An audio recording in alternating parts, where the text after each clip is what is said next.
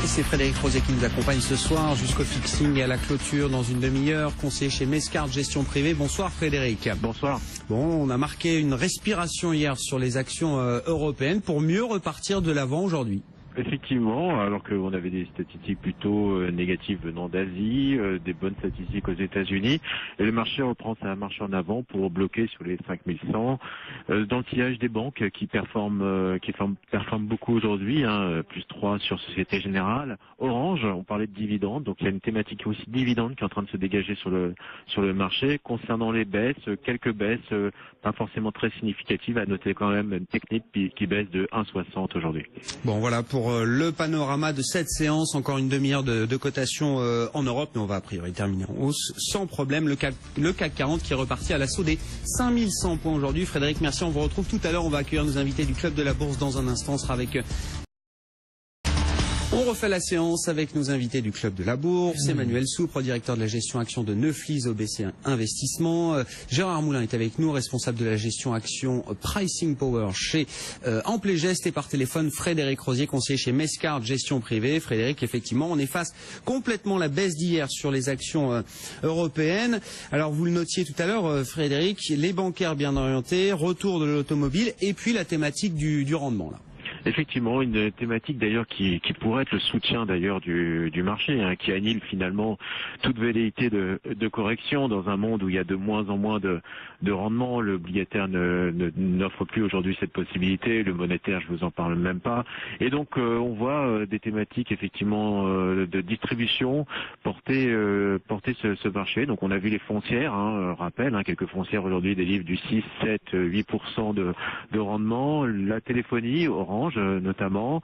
On voit également un sujet qui a fait l'actualité hier, c'est le sujet Vivendi, avec notamment un fonds qui souhaiterait avoir une large distribution de la part de M. Bolloré aux alentours de 9 milliards pour les actions Vivendi. Donc on voit bien que c'est une thématique qui aide le marché à se maintenir et quelque part à l'approche des 5200 qui pourrait être une petite première barrière technique. On a ce sentiment que la distribution pourrait être assez facilement gommée par l'évolution des titres. Donc on va avoir un indice qui va se tenir entre 5000 et 5200 points au moins en avril jusqu'à avril-mai.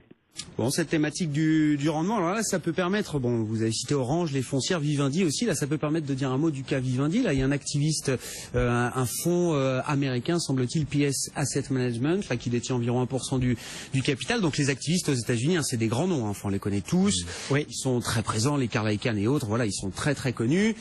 Ils sont dans tous les médias, ils sont très activistes. Nous, on a un peu moins l'habitude de ça en France. Emmanuel, là, cet activiste au sein de Vivendi, il dit que le cash est mal employé. Il y a trop de cash dans l'entreprise qui n'est pas utilisé aujourd'hui. Et du coup, il demande une vente, la vente des actifs Universal, par exemple, qui permettrait de redonner 9 milliards, grosso modo, aux actionnaires.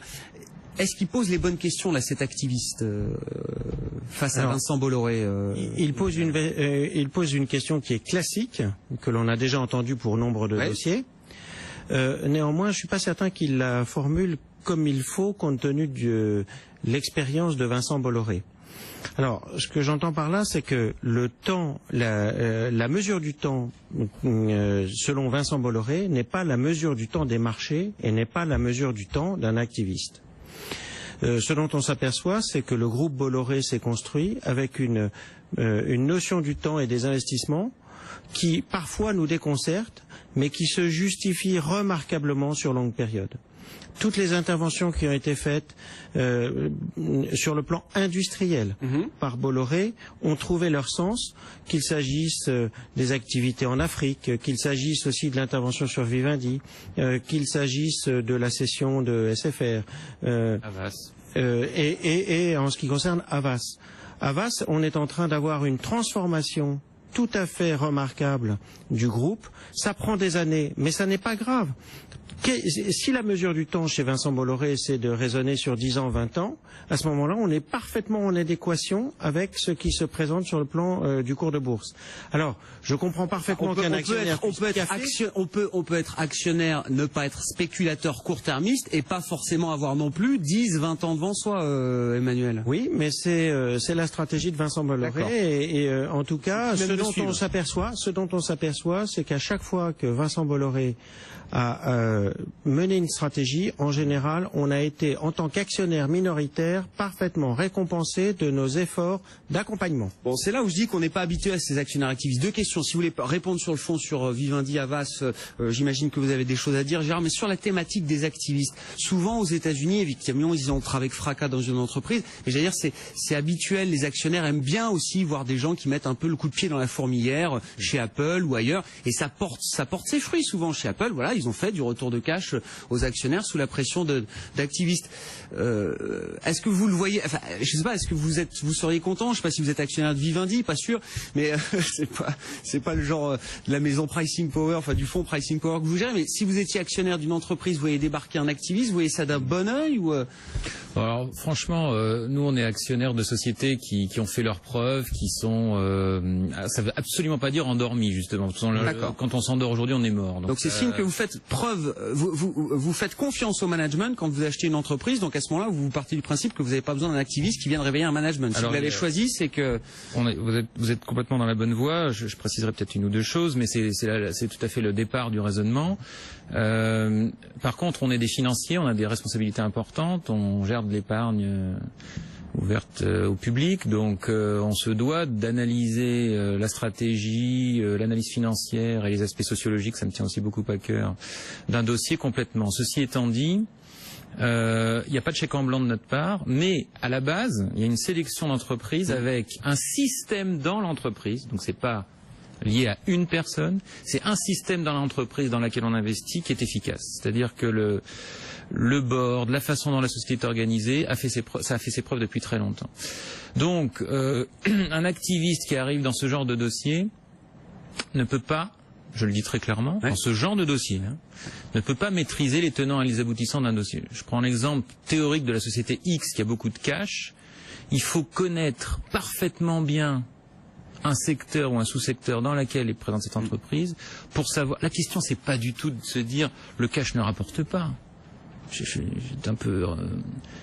Ça fait un moment qu'il vend. Je parle pas de Vivendi. D'accord. Vous me parlez des activistes en général. Je me permets de ne pas prendre l'exemple de Vivendi. Le fait de dire le cash ne rapporte rien aujourd'hui est idiot, excusez-moi. Oui. C'est idiot. Tout simplement parce que un groupe qui a énormément de cash à la banque aujourd'hui, si c'est un système, si c'est une entreprise qui a déjà fait ses preuves, c'est parfaitement où est le jeu concurrentiel pour l'année Y dans son secteur. Et donc parfois, il vaut mieux avoir du cash qui rapporte rien, être prêt pour une acquisition majeure 6 mois, 1 an après, qui va avoir un retour sur les actionnaires mais extraordinaire, qui sur un instant T est une aberration économique. Et là, il faut laisser faire, vraiment. Là, le financier, dans ces cas-là, il n'est pas bon. Il faut laisser faire le chef d'entreprise qui a fait ses preuves. Maintenant, il y a tout un tas d'autres cas où il y a une transition managériale avec un manager qui n'est pas à la hauteur, où il y a une IPO récente, où on ne sait pas grand-chose sur la société, où une société s'égare, prend une mauvaise voie. Ok, là, on a pression de l'actionnaire activiste. On a besoin d'intervenants extérieurs pour remuer un peu tout ça. Un mot là-dessus, Emmanuel. Je vais prendre parce qu'on va marquer une pause. Deux belles sociétés qui ont du cash et qui sont capables de l'employer correctement. On a eu, de la part d'Interparfums, tout le monde disait, mais qu'allez-vous faire de vos cash? Vous avez 200 millions d'euros, là, qu'est-ce que vous en faites? Vous pourriez les employer, etc. Là, est-ce que vous pourriez pas penser à redonner un dividende exceptionnel? Le procès Burberry, peut-être. Bon, après le procès, la séparation, le divorce à l'amiable. La cession à l'amiable avec Burberry. Et il n'est pas pressé, Philippe. Que font-ils?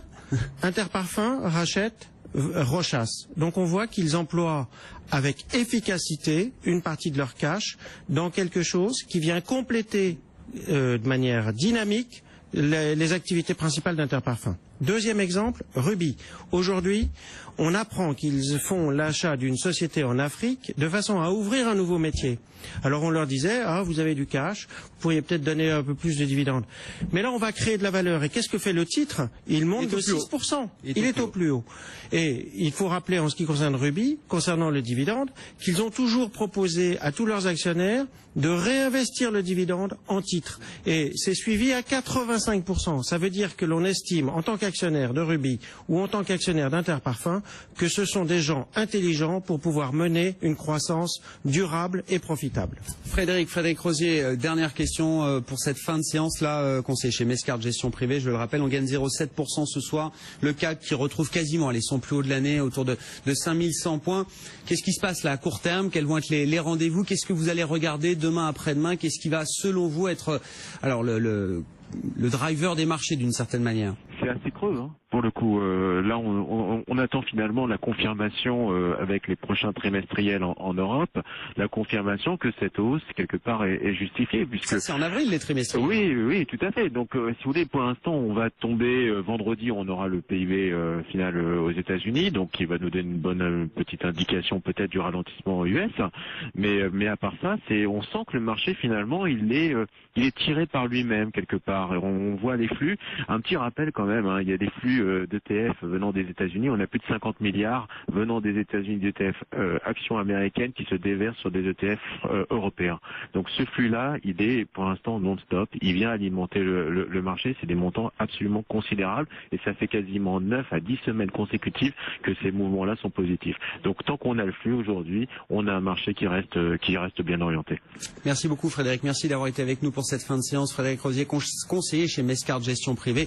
Emmanuel Soupre et Gérard Moulin, vous restez avec nous. On marque une dernière pause dans ce club de la bourse et on se retrouve dans un instant.